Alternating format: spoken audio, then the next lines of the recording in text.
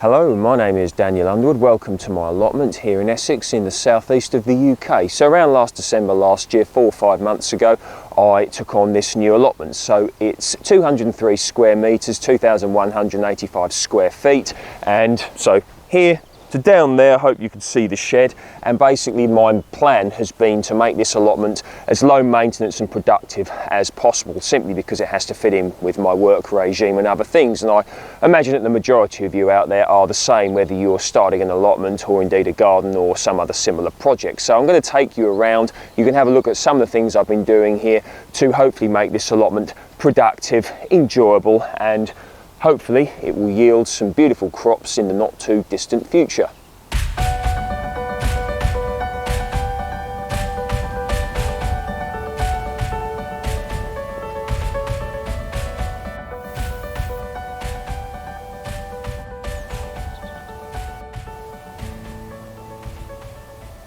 I had some 6-7 month old horse manure delivered to the allotment. So the horse manure has actually been mixed with what looks like some wood chip. So that's brilliant, because the wood chip is a brown, it's a carbon, and the horse manure is a green, it's a nitrogen. So mixed together, it's actually decomposed relatively well. So here it is.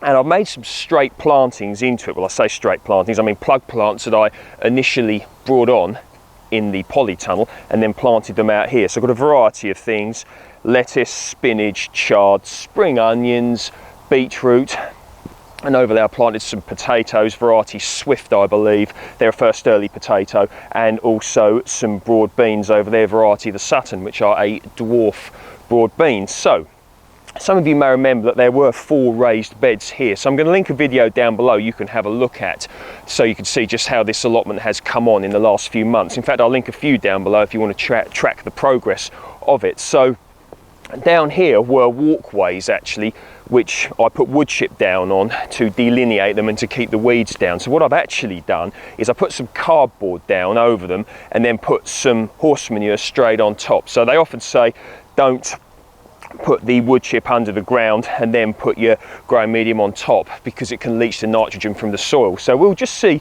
how indeed that does.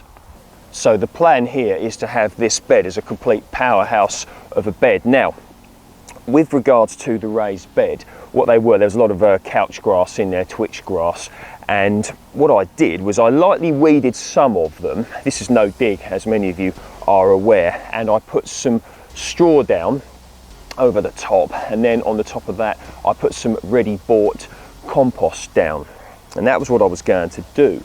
But what I've later done is I actually then remulched with some cardboard and then put this manure on the top, and you can see these lovely lettuces here. These are variety all the year round, and I initially planted them in the polytunnel on the 7th of March and planted them out here last weekend. So on Sunday that would have been the 18th of April. So you can see they're doing well. I gave them a good watering when I planted them in, and I also gave them a watering a couple of days ago, and they're looking very good. And I also think actually some kind other allotment here down here also gave them a water, so they're establishing incredibly well. And intriguingly enough, when I go down into this manure here of a trowel, you really can see how moisture retentive this manure is, and it's really not actually causing any problems here. Of course, some people don't like to plant into relatively new manure because of potential pathogens, etc. in the soil, so germs or whatever. So I'll let you do your own research on that. But you can see here in this case, these things are doing very well, and this is a very low maintenance bed so far and should be relatively easy to keep the weeds down due to the mulching process and the no dig method. You can see some pea plants here. So planted them on 3 dates, all in the polytunnel in modules, cell trays, and down there I've got Jessie dwarf sugar snap pea planted on the 18th of February. Once again Jessie dwarf pea planted on the 25th of February. Once again planted out last Sunday, direct into the horse manure on the 18th of April. This bed here I've planted up with potatoes. Now when I took this allotment on, there's a lot of grass here, so I put the cardboard down and then put the compost on top, and I've set the potatoes largely into the compost. Maybe in some cases I've gone a little bit into the ground underneath. So I've got a variety of potatoes here. I've got early potatoes, otherwise known as determinate potatoes, and also main crop potatoes, otherwise known as indeterminate. So should be intriguing to see how these do. I've actually planted them all close together, whether they're early potatoes or main crop. So they're about 6 inches, 10, 11 centimetres close together, something like that. And also the rows are about that close as well. So very close proximity planting, and we will be able to see how they do. Done some more work on my mini greenhouse cold frame here. So I'll link the video down below where I initially built the frame and put the bubble wrap on.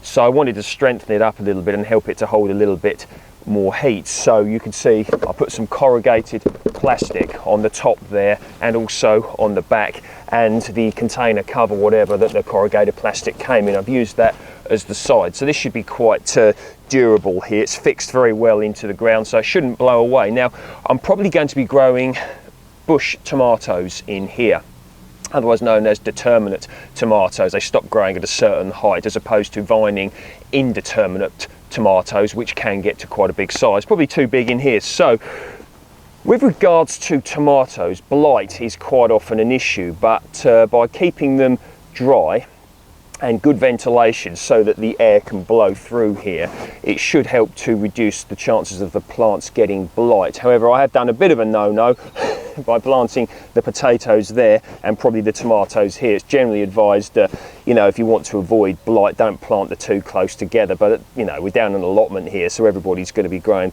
tomatoes and potatoes, so that's why I didn't worry too much about it. I might also put some melon plants in here to make the most of the microclimate, so we'll be able to see just how things do in here.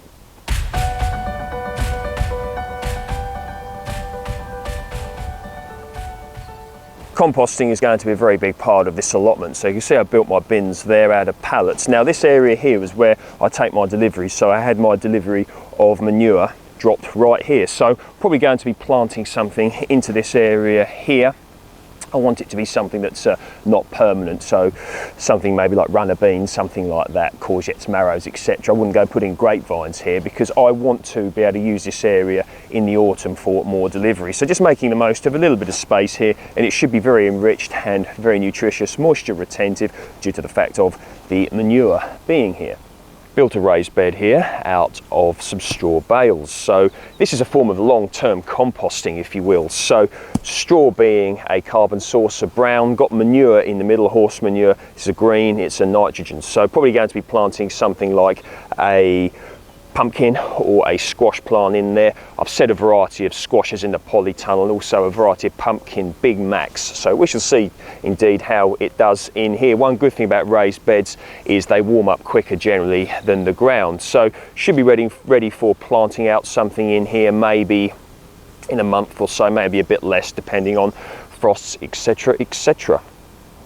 So this here at the moment is my dump part of the allotment. Got to sort this stuff out here, but that'll happen in good time. So some of this membrane here was already on the allotment when I took it on, so I'm reusing it here to heat up my composting source here. So I've got a variety of ingredients in this too mainly, and it is grass clippings, green, nitrogen, and also oak tree leaves from last autumn, brown carbon. So mix them up in here. So we're going to take this off and you can see what I've done. I'm growing some Pentland Javelin potatoes in here, so they're a first early variety of determinate potato, and you can see I've got them growing in this orange container, which looks like it was something that was once in somebody's loft, but I decided to use it as a bed. So got the horse manure in here, the same as I showed you earlier. So I planted these on the 18th of April, and I think Pentland Javelin, I think the year 1968 rings a bell, and they're sort of a waxy potato which you could use for salads or boiling. So they're quite a nice potato, they're very popular. So we'll see just how indeed they do in this 6-7 month old horse manure.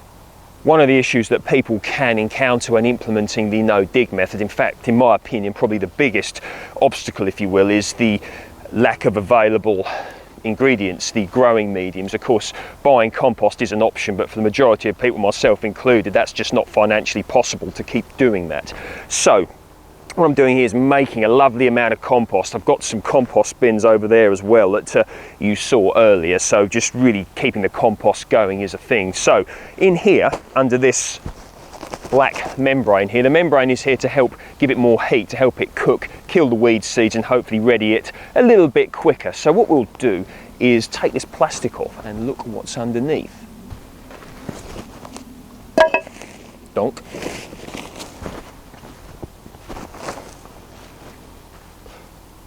I'm making some compost in this 1400 litre bag, which is about 307 imperial gallons. So it consists mainly of oak tree leaves, which are a brown, a carbon source, and grass cuttings, the majority of which I got from grass cutting jobs. So there they are in there, and they are a green, otherwise known as a nitrogen source. So ideally I'd like to have them mixed together a little bit better than this, but due to the size of the bags, etc., they're like a layered lasagna. They'll blend in eventually, so that's fine. I also gave it about 100 litres of water, which I think is about 22 imperial gallons. So quite a bit there, and the size of it's brilliant because ideally you want about 1 metre by 1 metre, 3.3 feet by 3.3 feet when you are composting. That way you get some nice warmth. It can hopefully help to mature it quicker and kill weed seeds. So this should be good, hopefully ready in a year or so. Now I'm not going to be turning this, the weight of it prohibits that really, and also, well, it doesn't prohibit it, but to take it out and put it back in again, you know, with regards to time budgeting, I can't really budget the time to do that. So just going to be leaving it. And of course the black plastic over the top helps to heat it up a bit, and should help to ready it earlier as well. So one of the biggest issues that people can have when they are implementing the no dig method is the lack of available growing medium. Of course, this is an incredibly fair point, because to keep buying compost is prohibitively expensive for the majority of people, myself included. So making it is a way to do it, and you could scale this up and down, you know, like most things in gardening. You know, you can have an acre or you can have a little balcony, so you don't have to have a huge garden to implement sort of methods like this. So that's one way I'm making some compost, and you can imagine if I had 5 or 6 bags of these all on the way, it could be good. So you could use a Dalek compost bin, a smaller bag, or even just a heap, you know, with something like this black membrane over the top, and that will compost in time. So composting is a very accessible thing as long as you make it relevant to your situation. Anyway, that's today's video. Lots to come, so if you would like to know about any videos I put up, please feel free to subscribe and hit the bell icon. And you can like and share my videos if you think anyone else would find them useful. Thank you very much for viewing, and enjoy your Sunday.